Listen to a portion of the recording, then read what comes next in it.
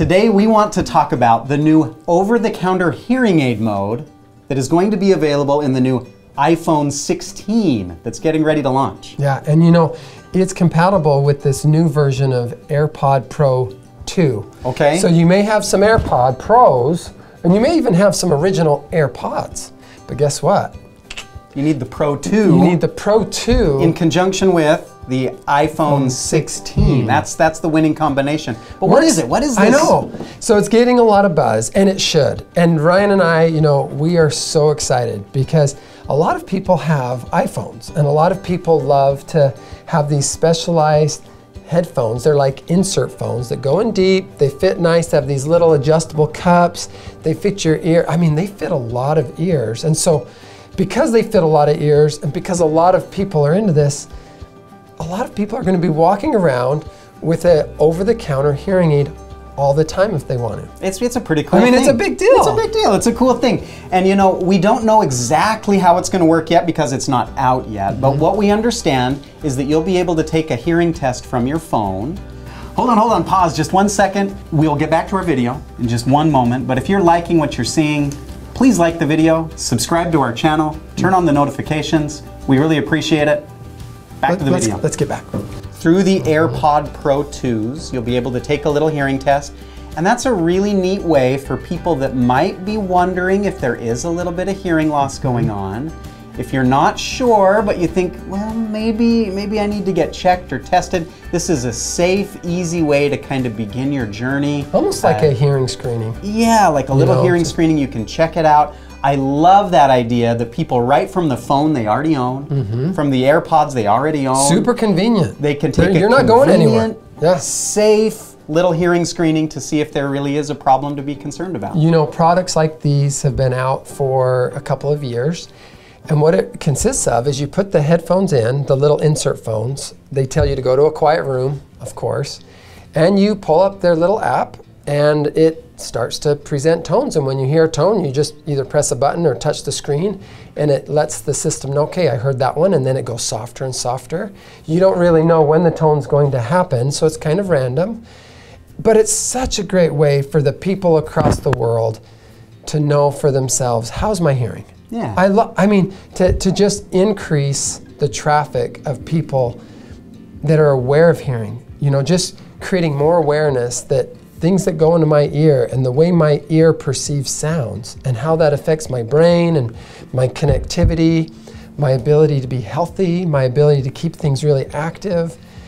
I'm really excited about this. Yeah, you're right. You know, these over-the-counter things have been out for a little while, so we know a little bit about that category of devices. And we applaud anyone who is proactive about helping their hearing. That's right. We love that. And this gives people an opportunity to be proactive about their hearing loss with devices they may already own. I think it's going to be really fun for people to try them out. What we've also found is that many people that try these over-the-counter devices end up realizing that they do need a little more help. They maybe realize, I don't know that I love something so large in my ear. I can't wear that all the time. A lot of these over-the-counter devices, including AirPods, also plug the ear quite a bit. Right. And some people don't want their natural hearing blocked off all the time.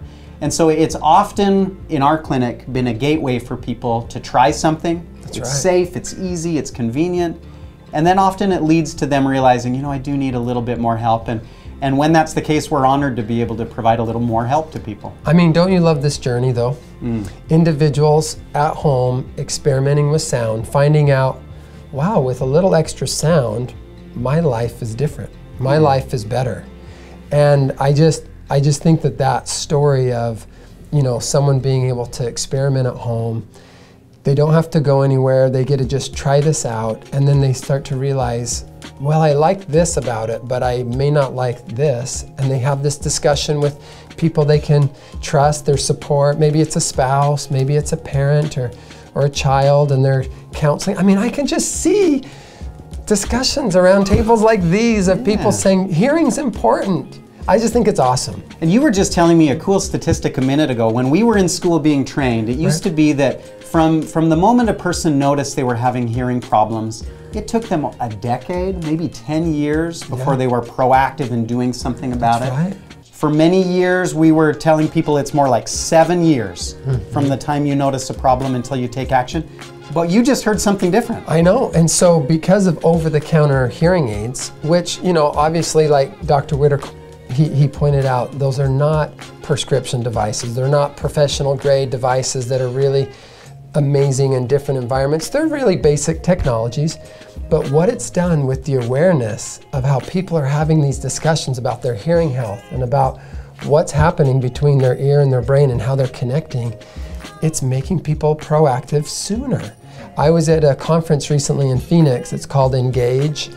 And I love that word engage because it's what we preach all the time is get more engaged, become more involved, you know, become more connected and really take your hearing health seriously. But, you know, while I was at this Engage conference, it was awesome because we learned that because of over-the-counter hearing devices and because people are really talking about this more, individuals are acting on this impairment or this frustration of not hearing well, they're acting on it sooner.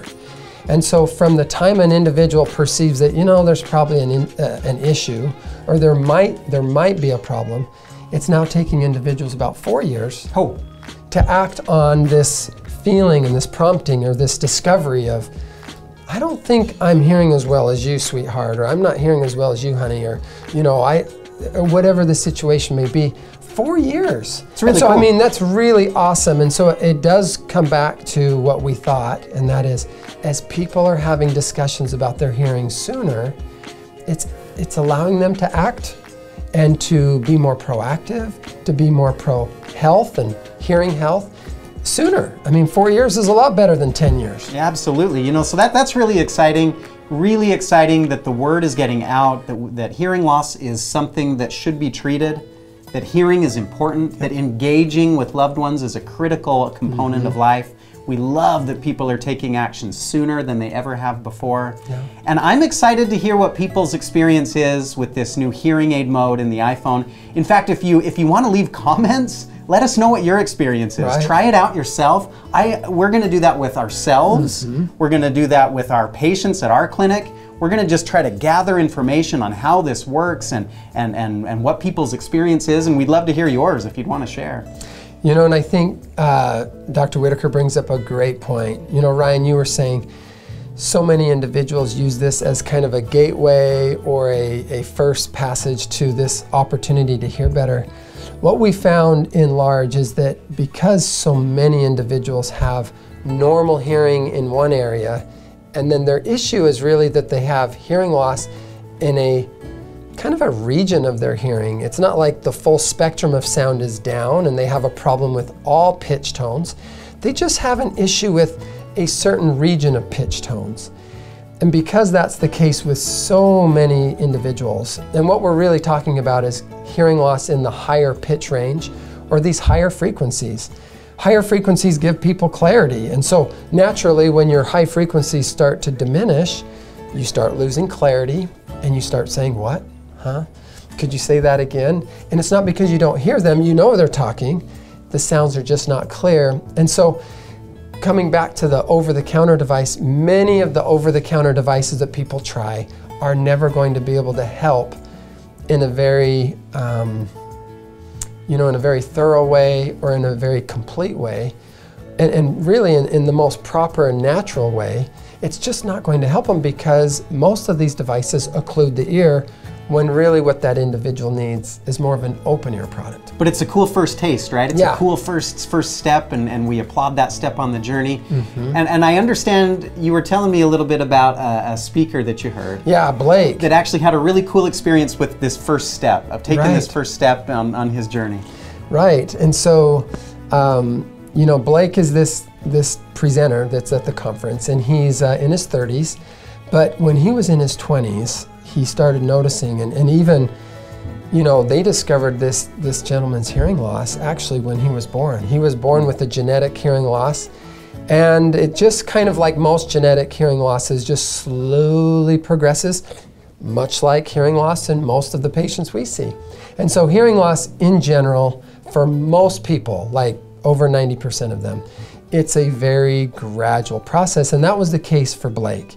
And as Blake's presenting his journey, he gets married, he's now kind of, you know, trying to find his career, and he's this dynamic guy, and he's realizing that he's not hearing well. And he's realizing his hearing is affecting his relationships at home, his, you know, and he's watching his mom, and he's like, well, you know, mom got hearing devices when she was 40 years old. Maybe I should wait till I'm 40. But he was in his, you know, late 20s, and he's like, but I'm affected now.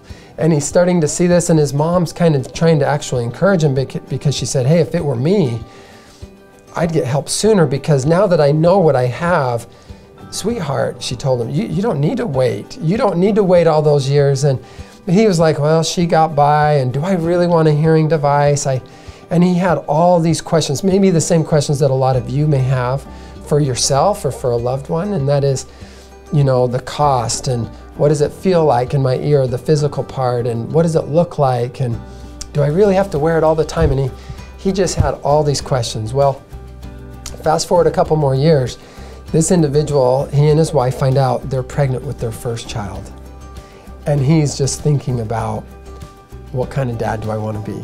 And he's got this big heart, and he's like, okay, I need to just get away from some of the things I'm doing.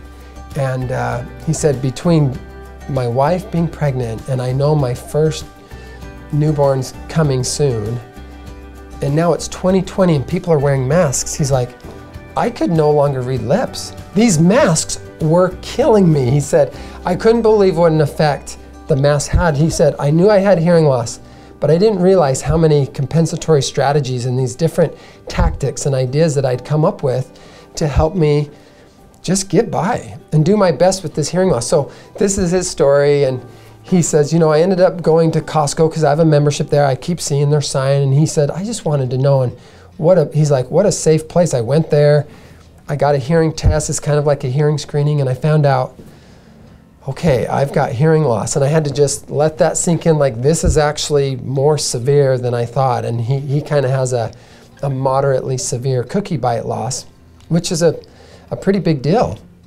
And so his next journey was, well, maybe I'll try one of these over-the-counter devices. I saw, you know, I'm seeing this information, I'm looking it up, like invisible hearing aids, and I could just see so many of our patients going down the journey he did, like hearing aids you can't see, or latest hearing devices.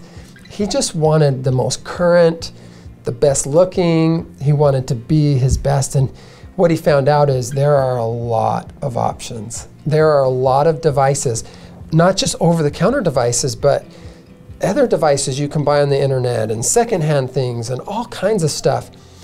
And ultimately, he ended up buying an over-the-counter device that he tried, and he tried it for a couple of weeks, and he realized in that experience that was so impactful to him that hearing better totally changed his life. Like, changed everything. And some things were funny, like he felt like helicopters were attacking him because he didn't realize that they were so loud, so he felt like they were on top of his house. And he lives in LA, where there are helicopters and things quite a bit. But at the end of the day, he said, you know, I heard well enough, but I also didn't have the education. I didn't have the information. I didn't have the counseling that I was probably needing. And I realized there must be a lot more to this, because although I'm hearing much better, there's some things that I just don't have answers for. So I tried to get online, I tried to get answers, and ultimately he ended up going to an audiologist, kind of probably a clinic like ours, where he was seeking out to see a doctor of audiology. And of course he sent back the over-the-counter hearing devices like most people do. And anyway, his experience is he now wears prescription hearing devices that are appropriate. He gets the counseling he needs. He's wearing them, you know, 12, 14 hours a day. And this guy has dedicated his life now to helping others in their journey to be the most prepared, to get the best information, to understand how do I become successful with my hearing health journey, and where can I go for a safe place to talk about it and to be okay, to be vulnerable and things like that. And he's really cool. Like, he's researching over-the-counter hearing aids, he's researching prescription hearing devices, he's researching different models of care and how he can help people. I mean, he's really a pretty impressive individual, but the work he's doing for our patients and for many people across the world, I applaud Blake. I'm really grateful for him, and it's pretty awesome. That's a really cool story. Yeah, thanks for sharing. You know, everybody has a unique journey. Yep. Sounds like Blake's journey was really cool, really unique, and I think there's a lot of lessons to be learned there. And whatever an individual's journey is, we applaud anyone that's taking first steps, whatever that is. I mean, we see them in our clinic. Do you ever have patients that maybe have tried some things and now they show up on our doorstep? All the time, all the time, and we always encourage people to be proactive. We don't mind it. Sometimes people are embarrassed when they come in and say, well, I've been doing a little research online, you about know. One or two or three different types of things. Don't be embarrassed. We love that people are being proactive about their health. We love that you're looking for help, and we love to be able to provide the help that we can. And so, yeah, everybody's journey is different, and we want to be a part of that journey to help people with their hearing needs. I mean, anytime people are talking about hearing and how that affects their life, it's an honor to be a part of that discussion. Yeah, absolutely. Whether it's here, whether it's over the phone, text messages or emails, there are so many different ways for people to get the help and the answers they need and the support that they need. We encourage that, and obviously we're one clinic of many, but we applaud you. And actually, you know, it's a huge compliment that you're even trying. You've got a health condition that is frustrating, and it's affecting you, it's affecting others. The fact that you're doing anything is fantastic. Yeah, get help, that's for sure. You know, one of our colleagues, Dr. Barrett, he likes to ask the question, is there any health condition that's best just left untreated? Yeah, like if you have a health problem, should you just forget about it? Just forget about it. Is maybe in 10 years, maybe in 20 years, I'll address that. Can you think of very many health conditions where it's best just to sit on it, leave it alone? Not and of course the answer is no. It's always best to be proactive about your health. And hearing is the same way. And I love that Blake at a young age was proactive about doing something and getting help. You know, Blake represents a group called Soundly, so probably soundly.com. And in this website and in the work that he's doing, which is fascinating, is he's there to support anyone that has questions about their hearing journey or their journey of getting help and becoming better and becoming stronger. And he's a passionate guy, but his team is fantastic. And anyways, it was so awesome to be able to go down to this Engage conference in Phoenix and to learn so much about individuals that are doing work like him. There were others that presented, but that was fascinating just to see, okay, the age of individuals getting help sooner is fantastic. Another thing that was mentioned, not by Blake, but just by one of the presenters, is that when you look at the data of what's happening across all hearing aid companies and across the world, did you know that individuals are getting help sooner, as in their age? It used to be that people would get help in their mid-70s, and then it was their early 70s. And then recently we were exposed to data that suggested they were getting help around, 68. It's now down around 65 years old where individuals get help. And so individuals are getting help sooner than they ever have, and they're not waiting. They're not waiting the 10 years, they're getting help sooner, and they're younger than ever. Think about the impact that has on society, on families, about people just keeping things in motion and getting their hearing health in the right place, so that they're feeling strong, they're feeling competent, they're taking care of their brain. I mean, I'm excited about that. I am too. We've talked about it before. I think the stigma of wearing something on your ear is going away. Yeah. And I think that's really neat. When I take hearing aids home and play with them at my house, my kids love them. They don't think they're weird. They don't think they're embarrassing. They say like, this is cool, I want to try it on. Let me listen to it. Let me see what it can do. And so yeah, having things in your ears, whether it's AirPods or hearing aids or whatever it is, it's becoming kind of a cool thing to have something on your ears, and I love that trend. Yeah, it's an awesome trend. So we applaud, anyone that is seeking help, whether you're in your 50s, 60s, 70s, or way younger like Blake. Blake started this journey of, why am I not hearing right, at a young age, because he was born with the condition. And, we see patients like that as well, that genetically they start with this much sooner. It doesn't matter your age. If you're wondering about your hearing, you're seeking out questions, you're wondering where can I get support, we hope you know that doctors of audiology, clinics like ours at the Hearing and Balance Doctors, we'd love to help you. And we also recognize there's lots of places. But the bottom line is get support, get help. You know, if you have a question, get it answered. You know, we want to help out. So we should probably mention Soundly. Soundly.com didn't sponsor this video. Right. We're not doing this on any kind of sponsorship, but it's a cool resource, and we do appreciate those that are putting out good information that people can access and get some good help. Okay, everybody, we so appreciate you watching the video today. If you've liked what you've seen, please like it, subscribe to our channel. It means the world to us, but it also means the world to other people who are trying to figure out what's going on with their hearing health. So thank you for watching.